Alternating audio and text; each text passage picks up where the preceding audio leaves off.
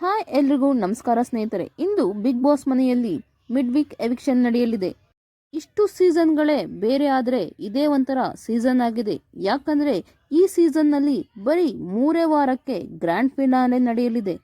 Already 4 finalist ಕೂಡ ಆಗಿದ್ದಾರೆ. ಯಾರ್ಯಾರಂದ್ರೆ Rashika, Ashwini, cockroach ಹಾಗೂ ಮಾಳು.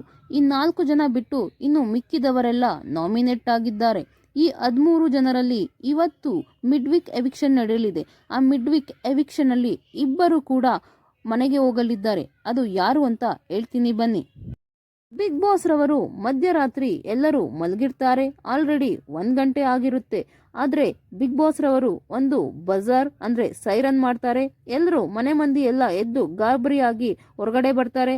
ಆಗ ಬಿಗ್ ಬಾಸ್ ರವರು ಅನೌನ್ಸ್ ಮಾಡ್ತಾರೆ, ಇನ್ನು ಫಿನಾಲೆಗೆ ಇರೋದು 3 ದಿವಸ.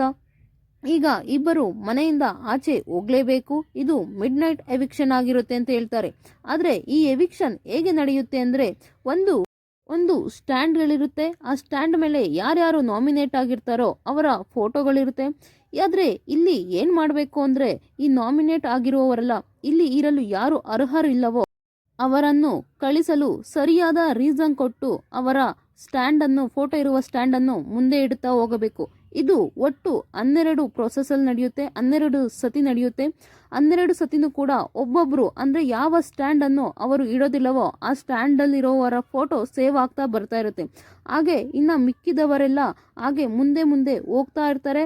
ಹಾಗೆ 12 ಪ್ರೊಸೆಸ್ ಆದ್ಮೇಲೆ ಕೊನೆಗೆ ಉಳಿಯುವ 2 ಫೋಟೋದಲ್ಲಿ ಮನೆಯವರು ಆ ಇಬ್ಬರಲ್ಲಿ ಯಾರು ಅರ್ಹರು ಮನೆಯಲ್ಲಿರಲು ಎಂದು ಎಲ್ಲರೂ ಒಂದೊಂದು ಹೆಸರನ್ನು ಹೇಳುತ್ತಾರೆ.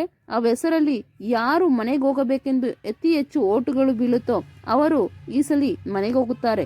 ಆದರೆ ಮನೆಯ ಆಯ್ಕೆಯ ಪ್ರಕಾರ ಈಗ ಸತೀಶ್ ರವರು ಮನೆಯಿಂದ ಆಚೆ ಹೋಗಿದ್ದಾರೆ ಅಂತಾನೆ ಹೇಳಬಹುದು. ಆದರೆ ಇಲ್ಲಿ ಮನೆಯವರ ಓಟ್ ಪ್ರಕಾರ ಸತೀಶ್ ರವರು ಮನೆಯಿಂದ ಆಚೆ ಹೋದರೆ ಇನ್ನ ಒಬ್ಬ ಸ್ಪರ್ಧಿ ಅತಿ ಕಡಿಮೆ ಓಟ್ ಅಂದ್ರೆ ಜನರ ಓಟ್ ಯಾರಿಗೆ ಅತಿ ಕಡಿಮೆ ಬಿದ್ದಿದೆಯೋ ಅವರು ಈಗ ಮನೆಯಿಂದ ಆಚೆ ಹೋಗ್ತಾರೆ. ಅದು ಅತಿ ಕಡಿಮೆ ಓಟ್ ಬಿದ್ದಿರೋದು ಈಗ ಮಂಜು ಭಾಷಿಣಿಯವರಿಗೆ. ಅವರು ಕೂಡ ಮನೆಯಿಂದ ಆಚೆ ಹೋಗಿದ್ದಾರೆ ಅಂತಾನೆ ಹೇಳಬಹುದು. ಒಟ್ನಲ್ಲಿ ಮಿಡ್ ವೀಕ್ ಎವಿಕ್ಷನ್ ನಲ್ಲಿ ಈ ಇಬ್ಬರು ಸ್ಪರ್ಧಿಗಳು ಮನೆಯಿಂದ ಆಚೆ ಹೋಗಿದ್ದಾರೆ ಅಂತಾನೆ ಹೇಳಬಹುದು.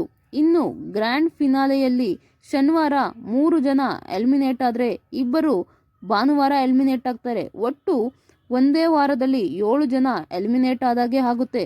ಇನ್ನು ಅದರಂತೆಯೇ ಈಗ 7 ಜನ ಏನು ಸ್ಪರ್ಧಿಗಳು ಮನೆಯಿಂದ ಎಲಿಮಿನೇಟ್ ಆಗ್ತಾರೋ ಅದೇ ರೀತಿಯೇ 5 ಜನ ಕೂಡ ವೈಲ್ಡ್ ಕಾರ್ಡ್ ಆಗಿ ಬರ್ತಾರೆ. ಅವರನ್ನೇನು ನಾರ್ಮಲ್ ಆಗಿ ಕರೆದುಕೊಳ್ಳುವುದಿಲ್ಲ. ವೈಲ್ಡ್ ಕಾರ್ಡ್ಗಳನ್ನು ಅವರಿಗೆ ಗ್ರ್ಯಾಂಡ್ ಎಂಟ್ರಿ ಇರುತ್ತೆ ಅಂತಾನೆ ಹೇಳ್ಬಹುದು. ಇನ್ನು ಹೆಚ್ಚು ಮಾಹಿತಿಗಳನ್ನು ಬಿಗ್ ಬಾಸ್ ಬಗ್ಗೆ ನಾನು ಕೊಡ್ತಾ ಇರ್ತೀನಿ. ದಯವಿಟ್ಟು ನನ್ನ ಈ ಚಾನಲ್ನನ್ನು ಸಬ್ಸ್ಕ್ರೈಬ್ ಮಾಡಿ, ಪ್ಲೀಸ್ ಸಪೋರ್ಟ್ ಮಾಡಿ. ಥ್ಯಾಂಕ್ ಯು ಸೋ ಮಚ್ ಪೂರ್ತಿ ವಿಡಿಯೋ ನೋಡಿದ್ದಕ್ಕಾಗಿ.